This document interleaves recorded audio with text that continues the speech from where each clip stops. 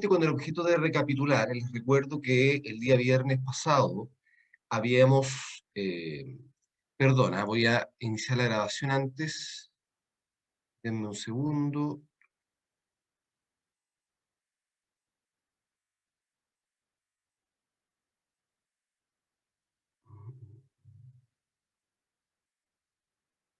Ahí sí.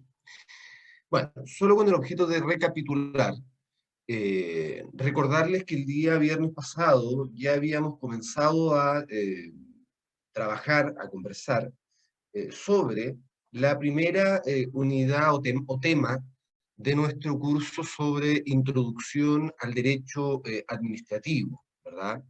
Y en esa dimensión estábamos revisando esta unidad que era eminentemente conceptual, es decir, estábamos viendo una serie de puntos que tratan diversas cuestiones relacionadas algunas con aspectos conceptuales, otras con aspectos históricos, eh, otras, ¿verdad?, con aspectos más bien relacionados con ciertas características, en fin, ¿ya?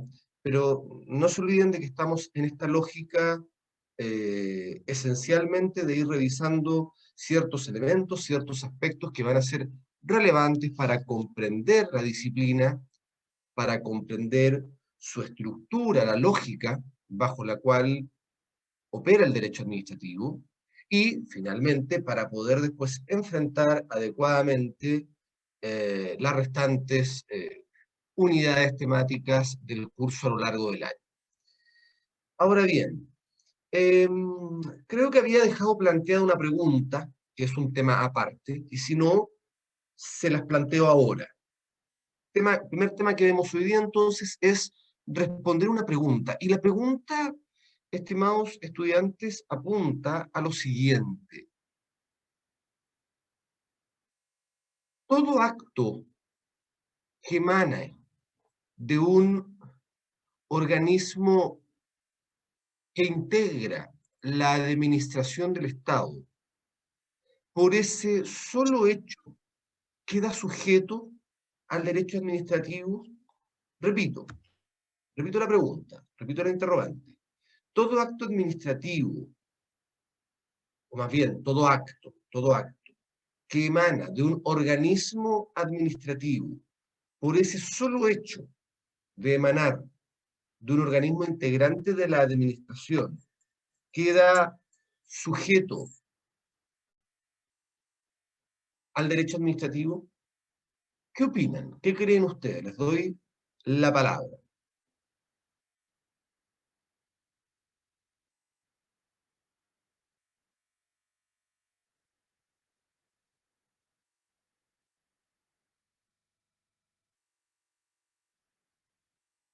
O les doy un par de minutos para que reflexionen y me comentan, no tengo problema. Pero participen, eso sí, por favor, piensen en ese interrogante y denme su apreciación, aunque sea según intuición, según lo que les tinque, lo que les parezca. Profesor, según ¿Sí? lo que yo creo y por lo que analizamos la clase pasada con los ejemplos que usted dio los 5 para la ¿Mm? pregunta si eran actos políticos administrativos, yo ¿Mm? diría que no, por eso mismo, porque también hay otro tipo de actos ahí que se deberían Ya. ver con otros derechos. ¿Ya se le ocurre algún ejemplo, Camila? Interesante lo que usted dice, pero ¿se le ocurre algún ejemplo? Piénselo, ¿ah? Piénselo. Piense en algún ejemplo, porque es interesante lo que usted dice. Usted dice, mire, en realidad hay que atender a la naturaleza del acto, ¿verdad? A la naturaleza de la actuación. Y entonces usted dice, me da la impresión de que no necesariamente todo acto, entonces, emanado de un organismo que integra la administración va a quedar sujeto al derecho administrativo. Ahora, hasta ahí me parece bastante lógico su razonamiento, pero me gustaría ver si me lo puede precisar por ahí con un ejemplo, si se le ocurre algo. ¿Alguien tiene alguna opinión? ¿Alguien una opinión distinta mientras eh, vemos si es que sale algún ejemplo de lo que dijo Camila? Profesor, un ejemplo podría ser cuando las municipalidades como realizan eventos y arriendan cosas a los particulares o compran cosas porque ahí están sujetos como a reglas generales del derecho civil y no necesariamente a derecho público. Ya, ya. Ojo, una aproximación a un ejemplo. Quizás con una diferencia en ese caso, Valeria, porque hay que hacer ahí un matiz. Si usted me está hablando, como ejemplo, de un contrato de arrendamiento de un inmueble, porque lo que les decía la semana pasada, el ejemplo del terremoto del año 2010, ¿verdad?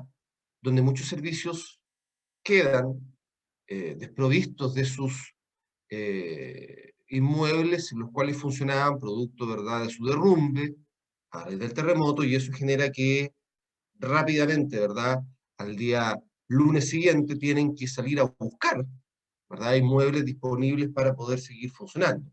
Y esos fueron inmuebles que se arrendaron. Y desde esa perspectiva, esos arrendamientos de inmuebles, yo le diría, sí, usted está en toda la razón. Pero cuidado, cuidado, porque si hablamos de eventos, por ejemplo, donde la municipalidad, como usted decía, u otro organismo público, tiene que arrendar bienes muebles, muebles, por ejemplo, una carpa, por ejemplo, qué sé yo, un escenario, sillas, en fin, bueno, eso tiene eso hay que tener ojo, porque ahí hay una ley que regula el contrato administrativo, un contrato administrativo de suministro de bienes muebles. ¿Ya? Cuando se trata de arrendamiento de bienes muebles hay que tener ojo, como digo, porque hay ahí, podría ahí haber más bien un contrato administrativo de suministro de bienes muebles. ¿Ya? Así que cuidado con eso. Ahora yo sé que estamos recién empezando, más adelante ustedes van a poder identificar esto con mayor facilidad. Así que no se preocupen. Pero su ejemplo, Valeria, es correcto en base, por ejemplo, al arrendamiento de un inmueble, ¿verdad? Ahora, ese arrendamiento de ese inmueble, ¿por qué regulación va a quedar regido? En el ejemplo que nos da Valeria, ahí ese contrato de arrendamiento de inmueble, ¿por qué regulación va a quedar regido? Por el derecho civil, Claro, por el derecho civil, el derecho común, ¿verdad? Y ahora la pregunta, a ver si me ayuda Valeria. ¿Por qué queda regido por el derecho civil y no por el derecho administrativo?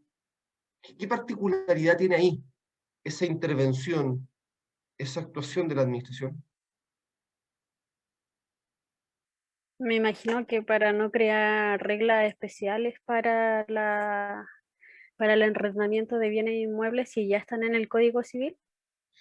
Mm,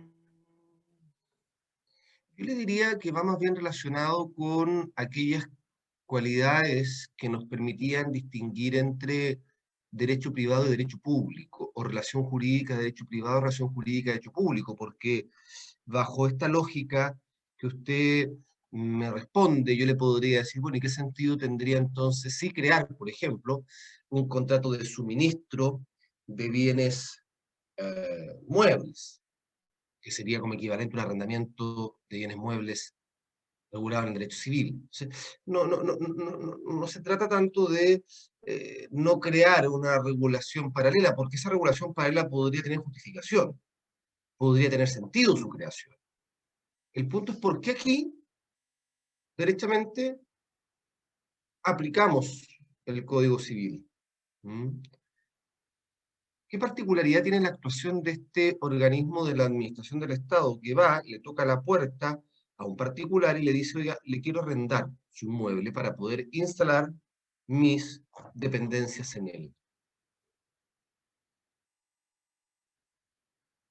¿Alguien? Que ahí deja de actuar como un organismo público, comienza a actuar como un privado también, como un particular.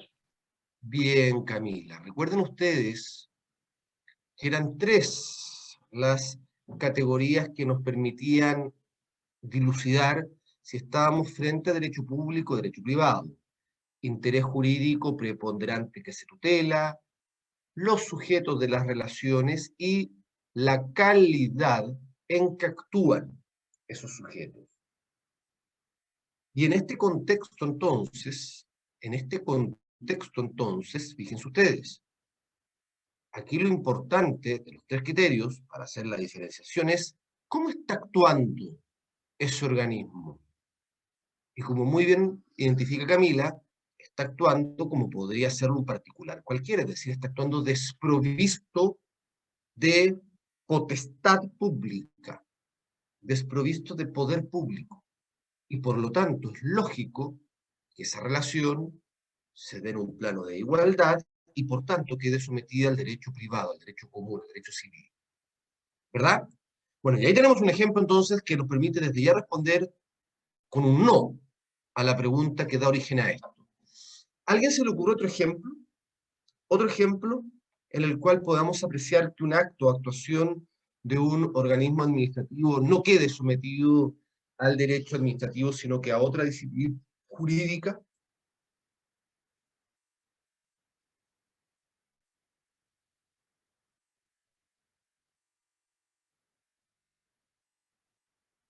Pensemos.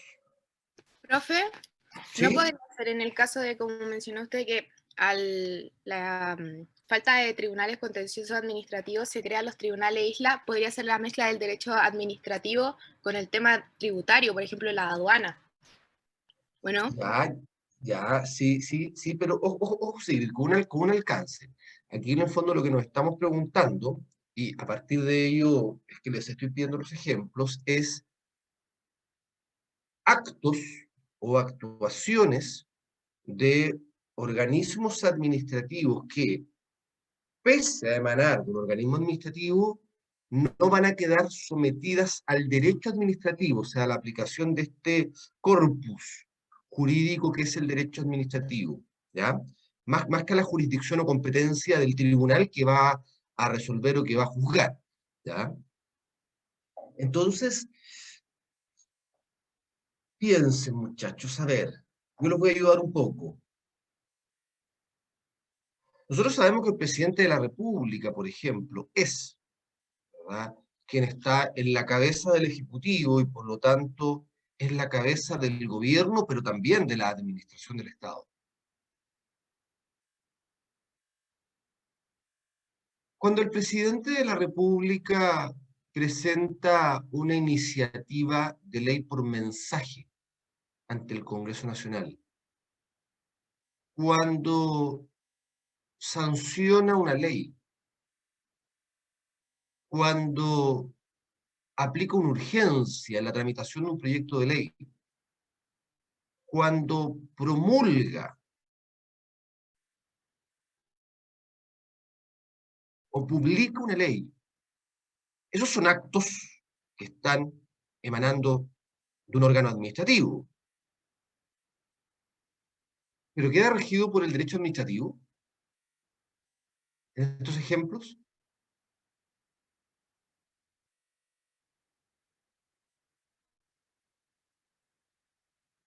O, por ejemplo, cuando el presidente de la República designa de la quina formada por la Corte Suprema, designa o elige más bien al miembro que va a tener que ser posteriormente sometido al acuerdo, a la aprobación del Senado, para integrar una vacante de ministro de Corte Suprema generado en la Corte Suprema.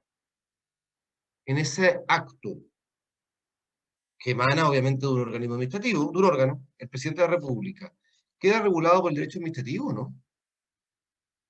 Por el derecho de la Constitución, ¿o no? Por derecho constitucional. Bien, Valeria. Y ahí fíjense ustedes nuevamente, por la naturaleza del acto, no va a aplicar el derecho administrativo, sino que va a aplicar el derecho constitucional. Otro ejemplo. Y cuando, por ejemplo,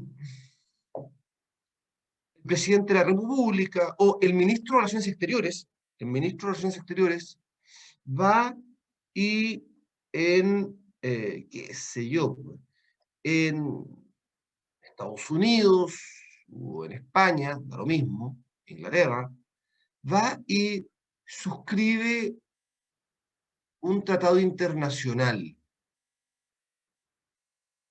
ese acto emanado también de un órgano administrativo, como es el ministro de Relaciones Exteriores, o también puede ser el presidente de la República. Queda regido por el derecho administrativo, por el hecho de emanar de un órgano administrativo. No, derecho. Bien. En ese caso, ¿verdad? Derecho internacional público.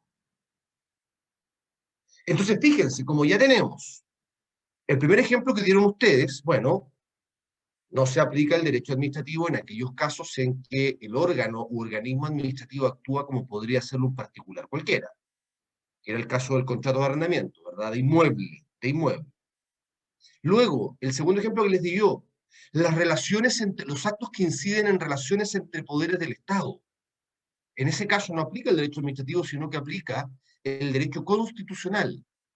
Tercer ejemplo, el que les acabo de dar, ¿verdad? Lo que dice relación con las relaciones diplomáticas, valga la redundancia, las relaciones diplomáticas o las relaciones externas del Estado, que quedan regidas por el derecho internacional público. Un último ejemplo. ¿Cuál es el régimen jurídico que se le aplica a las empresas públicas en Chile en su actividad?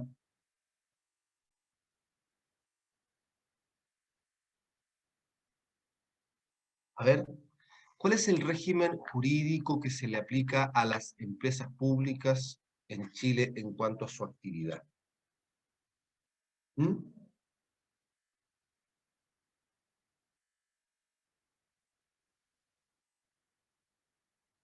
Esto deberán saberlo ustedes, chiquillos, de derecho constitucional. ¿Eh?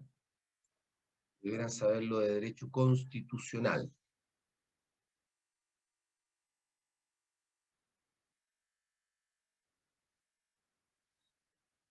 ¿Qué dice la Constitución respecto de la actividad empresarial del Estado, muchachos?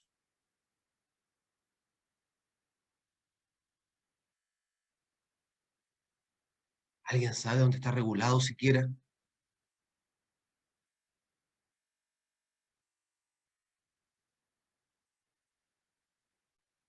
Profe, yo le tengo una pregunta respecto a la actividad empresarial. Si no, por ejemplo, cuando una persona de la administración del Estado comete un delito, una infracción, por ejemplo, vehicular, algo así, eso tampoco sería parte de la administración del Estado, se estaría ya empezado a regular por el derecho procesal, penal.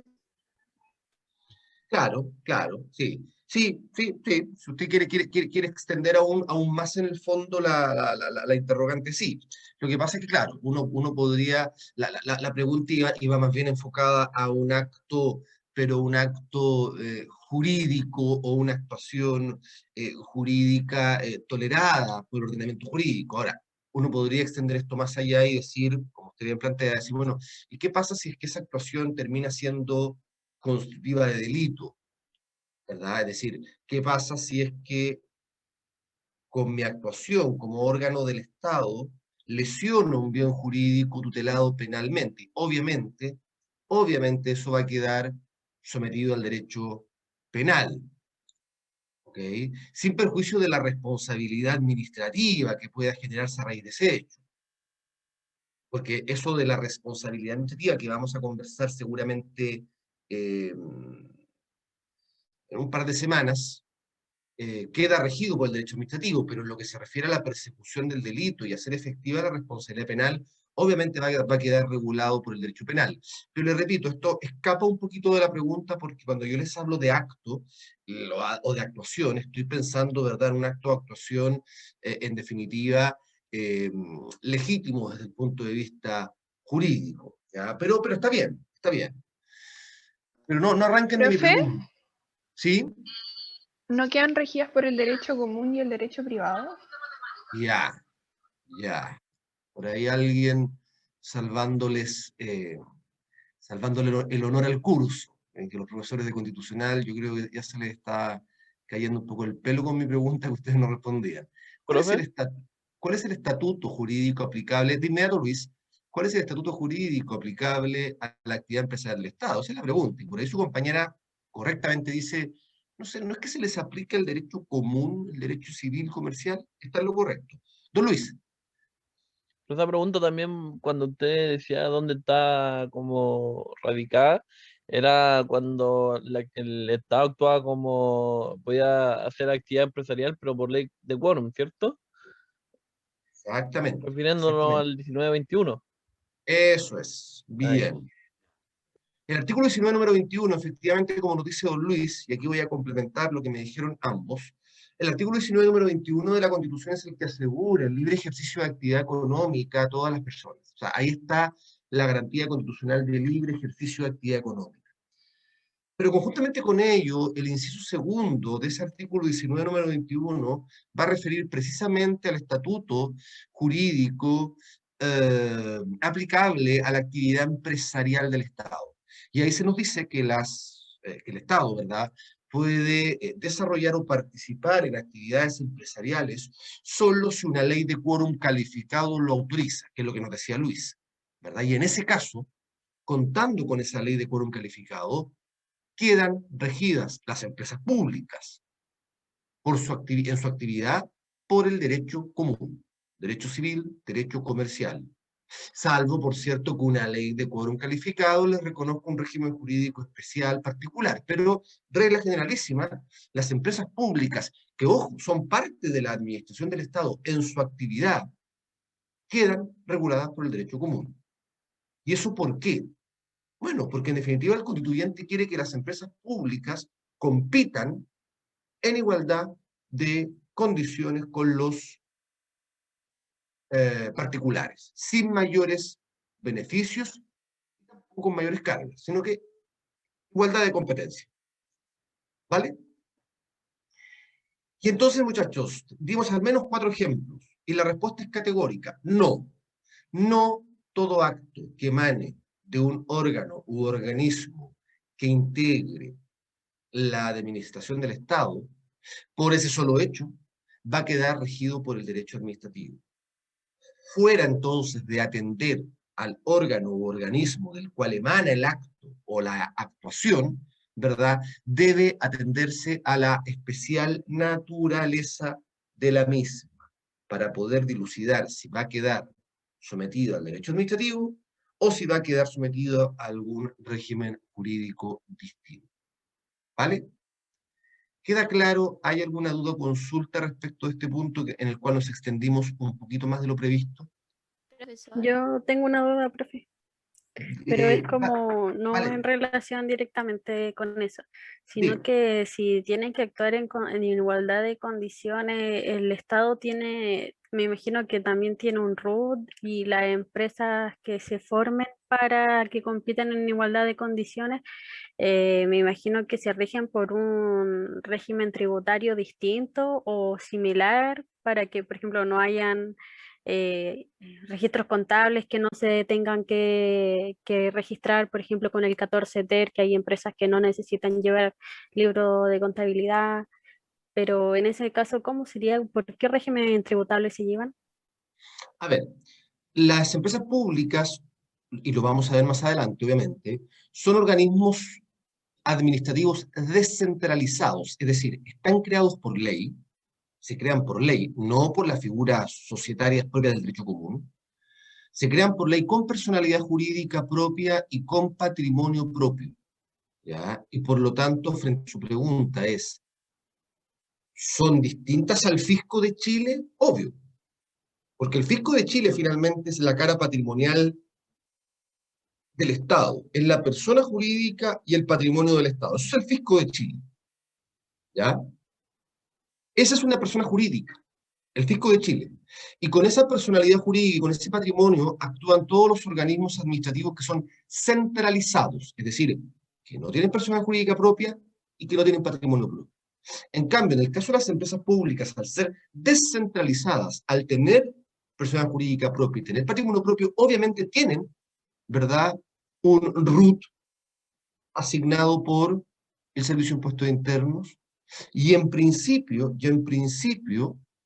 deben llevar contabilidad conforme a las reglas aplicables a los particulares.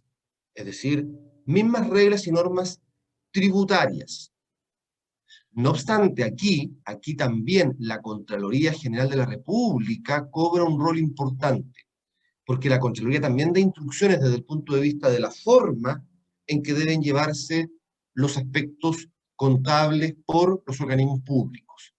Pero en principio el régimen jurídico es el mismo. Ahora, usted me podría decir, bueno, profesor, pero por ejemplo, ¿podría establecerse algún tipo de exención tributaria a una empresa pública? Sí, podría, pero por ley de quórum calificado. Porque la regla es que quedan sometidas al derecho común, derecho civil y comercial.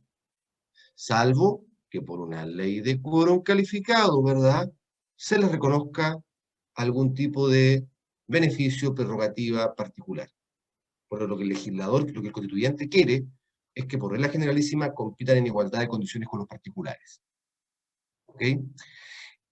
¿Tenía alguien más por ahí pendiente? ¿Paula puede ser, no? Sí, yo. Dígame. Profe, tenía una pregunta que, bueno, como usted estaba hablando de que todos estos actos ya no se iban a regir por el derecho administrativo, mi pregunta es que, aunque no se rijan por el derecho administrativo, ¿siguen siendo funciones administrativas? Aunque no se rijan por el derecho administrativo, siguen siendo funciones administrativas. No.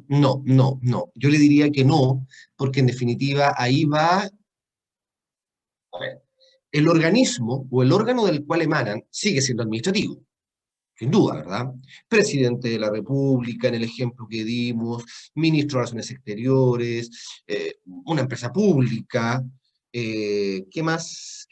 Bueno, por ejemplo, el Servicio de Registro Civil de Identificación, si es el que va a arrendar. Bueno, sí, o sea, el organismo sí es no administrativo. Ahora, la función propiamente tal que se está ejecutando a través de ese acto o actuación que nosotros identificamos, que no va a quedar regido por derecho administrativo, sino que por otra área del derecho, no sería una función propiamente administrativa. Y por eso yo les decía, hay que atender a la naturaleza del acto, a la naturaleza de la actuación, para determinar cuál va a ser el régimen jurídico aplicable. Es más, da la impresión, por ejemplo, que en el caso de las relaciones internacionales del Estado, por ejemplo, o incluso de las relaciones entre poderes del Estado, como ejemplos, da la impresión de que en realidad ahí lo que hay es más bien una presencia, más que de una función administrativa, una presencia de una función casi netamente política o de gobierno, ¿verdad? Más que una función administrativa. Y en atención a la naturaleza de esa actuación, entonces, es que sale el derecho administrativo y entra a ser regulada por el derecho constitucional. Finalmente, en el caso, por ejemplo, de las empresas públicas, claro, uno podría decir, profesor, pero es que la empresa pública tiene por función el desarrollar una actividad empresarial, industrial o de servicios. Desde esa perspectiva, esa es una función administrativa. Sí, claro, pero es que el constituyente en el fondo es el que establece, ¿verdad?, que esa actividad, que puede ser catalogada como administrativa, pero que esa actividad va a quedar regida por el derecho común y con una finalidad precisa y específica, que es la que yo les señalaba antes. Bueno, que compitan en igualdad de condiciones con los particulares. ¿Ya? Por lo tanto, Paula, como digo, me parece que uno podría decir no, ¿ya? No hay necesariamente una función administrativa, pero cuidado, hay que tomarlo con mucho, hay que tomarlo con pinzas en definitiva, porque así como me parece que puede ser más claro en el ejemplo de relaciones entre poderes del Estado, o de relaciones exteriores del Estado, donde uno ahí ve con mayor claridad gobierno, más que administración, ve gobierno totalmente. Claro, ya en el caso de las empresas públicas es más difícil, porque ¿podríamos decir que no hay ahí una actividad administrativa empresarial? Yo creo que la hay. El punto es que ahí va a quedar sometido a un régimen distinto porque el constituyente así lo quiere, en pos de que compitan en igualdad de condiciones con los particulares. No sé si se entiende. O sea, no es tan categórico el criterio. No es tan categórico el criterio.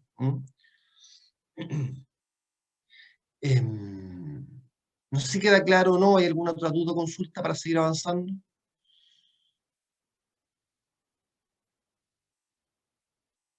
Bien, vamos al siguiente tema, a ver si lo alcanzamos a revisar. El siguiente tema, muchachos, es teorías de la sumisión de la administración al derecho. Teorías de la sumisión de la administración al derecho. Fíjense ustedes, muchachos, que aquí lo que intentaremos dilucidar es, bueno, ¿cuáles fueron los primeros intentos desde el punto de vista histórico en orden a someter a la administración a derecho? Y tenemos que revisar tres teorías. Una que yo les diría que es bastante rudimentaria, pero importante para la época en la que se postula, y las otras dos que las vamos a revisar en paralelo porque son bastante contrapuestas una con la otra. La primera teoría que quiero comentarles a ustedes es la teoría del fisco. Teoría del fisco. Esta teoría del fisco, fíjense ustedes, se recoge en Alemania en el siglo XVII. Es decir, aún estamos en plena vigencia de las monarquías absolutas. ¿Okay? Y la escuela alemana de los cameralistas, es quienes van a postular esta teoría como un primer intento de sumisión de la administración al derecho. ¿Qué es lo que hacen los alemanes? Bueno, identifican, ¿verdad?, que el monarca de la época ejecutaba dos tipos de actos. Por un lado, los actos de policía o de imperio, y por otro lado lo que ellos van a denominar como actos sujetos al derecho común. Es decir, en el acto de policía o de imperio, el monarca actuaba dotado de poder en cuanto a autoridad. ¿Okay? Y por lo tanto, entonces, ese acto de policía o de imperio no estaba sujeto a control alguno. No estaba sujeto a control alguno. ¿Por qué? Bueno, porque respecto de esa actuación, el monarca lo hacía dotado de poder público. En cambio, en el caso de los actos sujetos al derecho común, lo que los alemanes detectan es que en ese caso, bueno, el monarca en realidad está actuando como podría actuar un particular cualquiera, es decir, desprovisto de potestad, desprovisto de poder público. En ese caso, entonces, ¿qué es lo que se va a postular? Se va a postular por los alemanes que esos actos queden sujetos al derecho común. Al derecho común. Claro. Alguien me dirá, oiga, profesor, bastante rasca su primera teoría. Pero sí, si bien hoy día ustedes podrán considerarla bastante rudimentaria, si ustedes se remontan a la época en la cual fueron postuladas, o fue postulada esta teoría, ustedes se van a dar cuenta que es un tremendo avance. Piensen ustedes que tenemos una monarquía absoluta rigiendo, y le estoy diciendo a ese monarca, mire, es verdad, usted cuando actúa, o más bien cuando ejecuta actos de policía o de imperio, ok, queda inmune a control. Pero en todos aquellos otros actos en que usted actúa como podría ser un particular cualquiera, bueno, en esos casos entonces,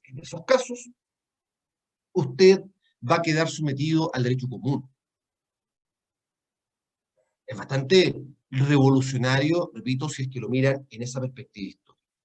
Los franceses, con posterioridad, van a tomar esta teoría del fisco y van a distinguir entre actos entre actos de autoridad y actos de gestión.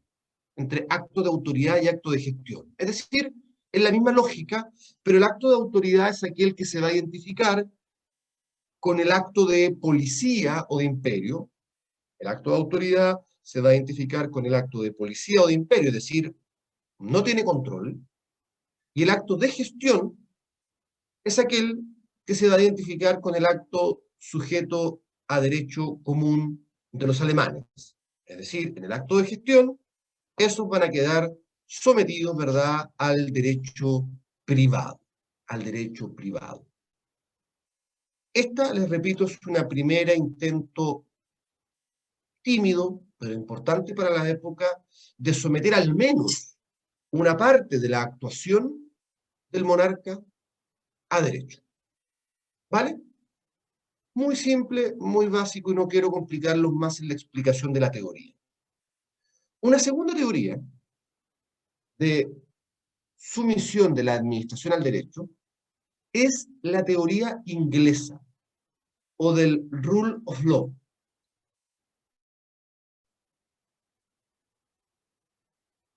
Disculpe, profesor, ¿cómo teoría inglesa o...? Del rule of law. Lo escribo acá en el chat. Muchas gracias. Sí, no hay problema. O del rule of law. Ahora, ¿qué significa esta teoría inglesa? ¿O qué es lo que postula?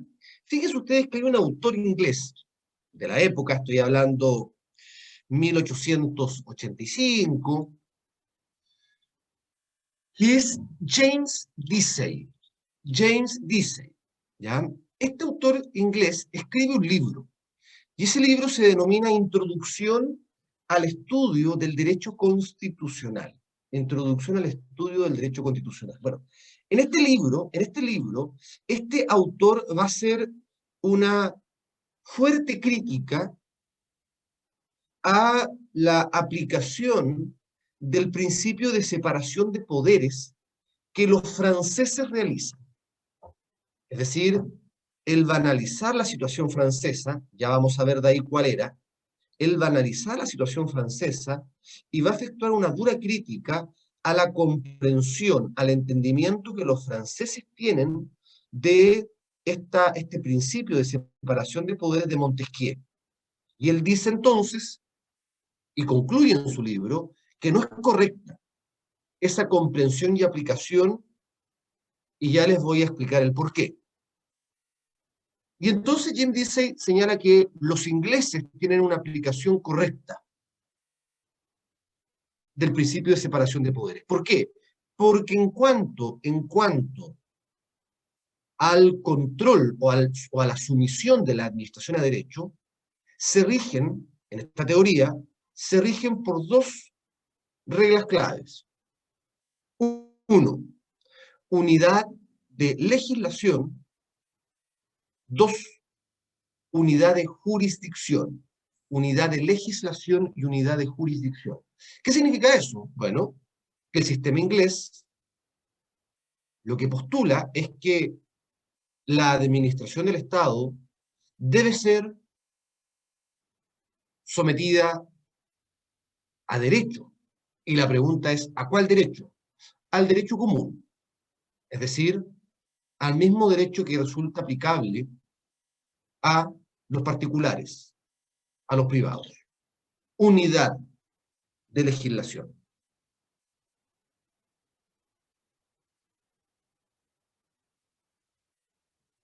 Pero además, nos dice que la administración del Estado debe ser juzgada, es decir, debe ser controlada jurisdiccionalmente por los mismos tribunales que juzgan a los particulares, a las personas. Es decir, ahora unidad de jurisdicción. Esta, para él, es la forma correcta de aplicar el principio de separación de poderes, es decir, no reconocer ningún tipo de prerrogativa, ningún tipo de beneficio, ningún tipo de tratamiento especial a la administración del Estado.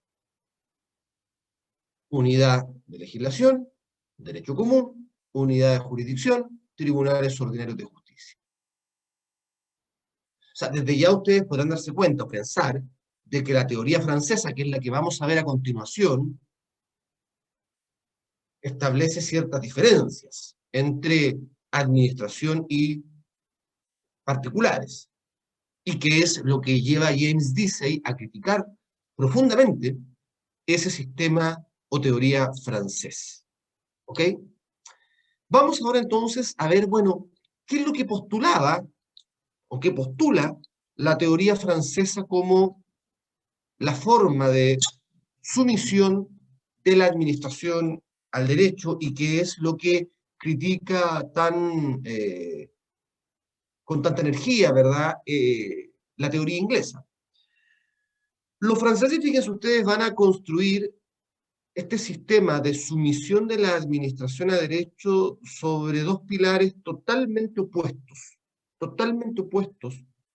a los pilares sobre los cuales se construye la teoría inglesa o del rule of law. Es decir, dualidad de legislación y dualidad de jurisdicción. Dualidad de legislación, dualidad de jurisdicción.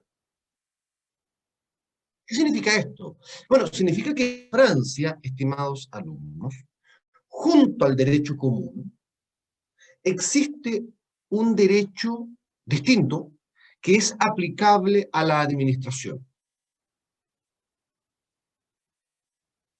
el cual es de base jurisprudencial, es decir, se ha ido constituyendo a partir de pronunciamientos jurisprudenciales. Bueno, ese derecho distinto, separado, que ha sido construido a través de pronunciamientos jurisprudenciales, es lo que se denomina derecho administrativo, y que es el derecho propio aplicable a la administración en Francia.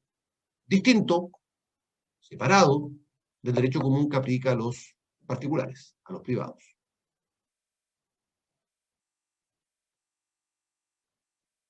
Pero además, no solo eso, sino que además en Francia existe dualidad de jurisdicción, es decir, existe una estructura de tribunales ordinarios dentro del Poder Judicial, encargados obviamente, ¿verdad?, de juzgar a los particulares, en cuya cabeza tenemos a la Corte de Casación francesa, Corte de Casación francesa, Cortes de Apelaciones, tribunales de primer grado, estructura de tribunales ordinarios. Pero en paralelo, fíjense ustedes, en paralelo existe una estructura de tribunales administrativos. En paralelo, una estructura de tribunales administrativos, a cuya cabeza se encuentra el Consejo de Estado francés, que es un organismo, un órgano de creación napoleónica. Ese Consejo de Estado francés, creado por allá por el 1800, ¿verdad?, es un órgano de naturaleza jurisdiccional que encabeza esta estructura de tribunales contencioso administrativos. Y entonces tenemos el Consejo de Estado francés, cortes administrativas de apelaciones y tribunales administrativos de primera instancia o de primer grado. Bueno, esto es lo que James Dicey critica.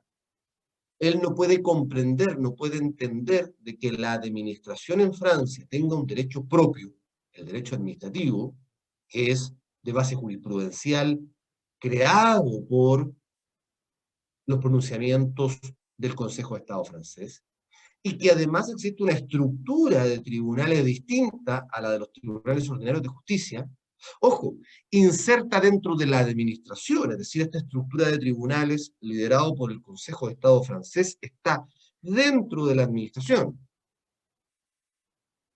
Y él entiende que eso es una equívoca comprensión del principio de separación de poderes. Claro, ¿cuál es el miedo que existe? Que en definitiva este Consejo de Estado francés, ¿verdad?, sea favorable o parcial en beneficio de la administración o gobierno de turno. En la práctica ese problema nunca se generó, nunca. Porque el Consejo de Estado francés actuó y ha actuado siempre con mucha autonomía frente a las autoridades de turno. De hecho, me atrevería a decir que si hay un organismo a nivel mundial que ha potenciado el desarrollo del derecho administrativo, es el Consejo de Estado francés. ¿Ya? Es el Consejo de Estado francés. Ahora, además, en Francia, además, que es otra cuestión criticada por la teoría inglesa, al acto administrativo se le reconoce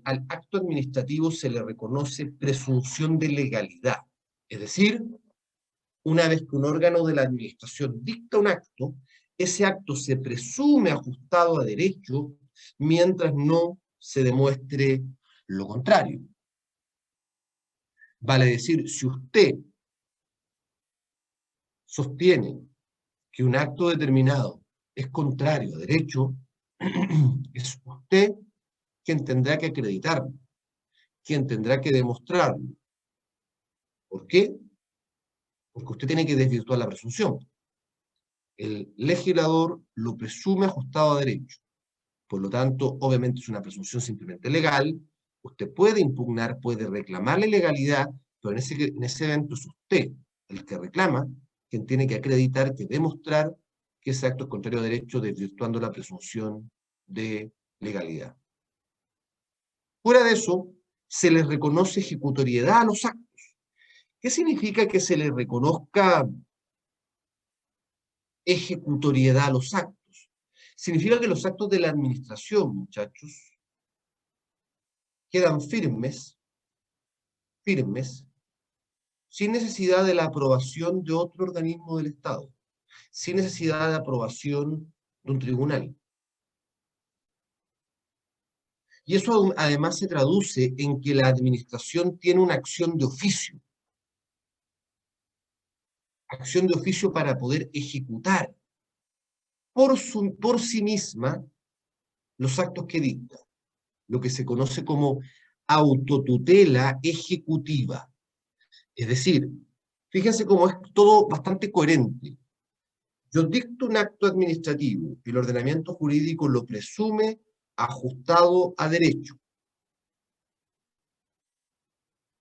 Desde el momento que lo dicto, el acto goza de inmediata ejecutoriedad, es decir, no requiere de aprobación de un tribunal ni de nadie. El acto produce efectos. Y por lo tanto, como causa de inmediata ejecutoriedad, yo gozo de una acción de oficio. ¿Para qué? Para ejecutarlo, para hacer cumplir lo que ahí se dispone. Lo que también se conoce como autotutela ejecutiva. Bueno, todo esto es lo que critica de manera muy ácida la teoría inglesa. Pero en la práctica, si nosotros miramos hoy día el panorama mundial, si bien es cierto, muchachos, si bien es cierto, existen regímenes jurídicos comparados en los cuales la administración queda regida por el derecho común y algunas reglas especiales y queda sometida al juzgamiento de tribunales ordinarios, si bien existen, la verdad es que en nuestra tradición continental europea,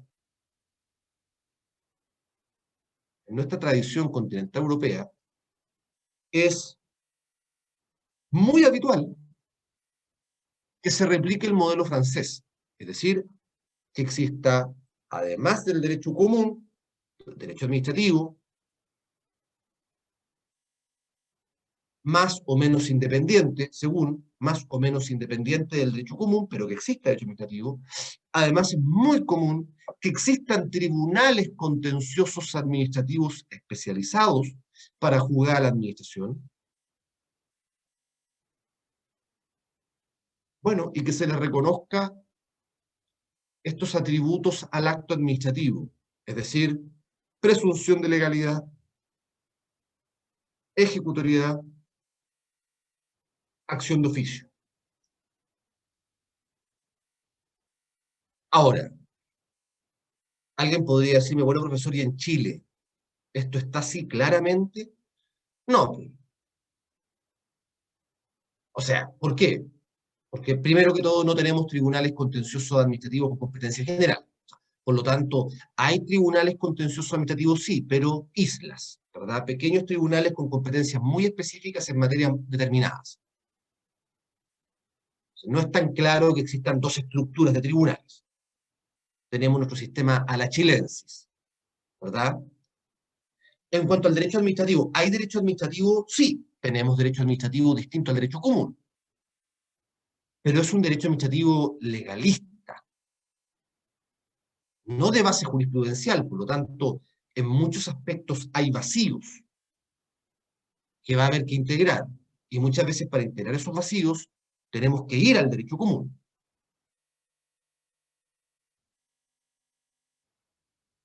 Y nuestra ley 19.880, que es la ley de procedimiento administrativo, reconoce presunción de legalidad del acto, reconoce que los actos administrativos causan inmediata ejecutoriedad y reconoce también esta autotutela ejecutiva de la administración. O sea, algo de esta teoría francesa también, no en términos puros, ¿verdad? Pero también algo se recoge en nuestro modelo jurídico nacional.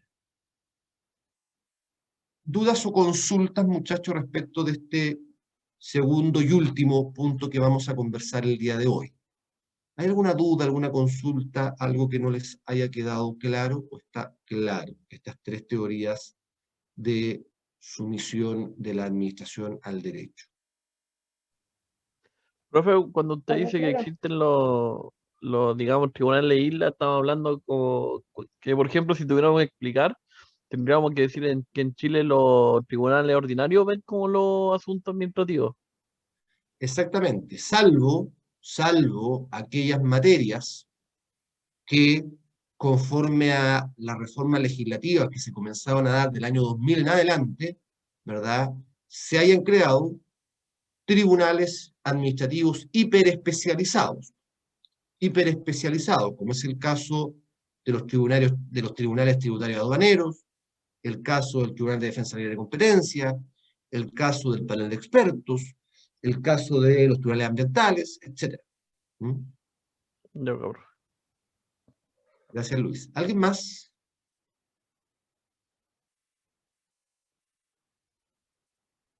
¿No? Bien.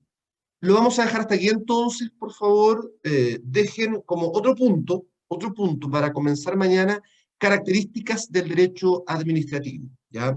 Características del derecho administrativo.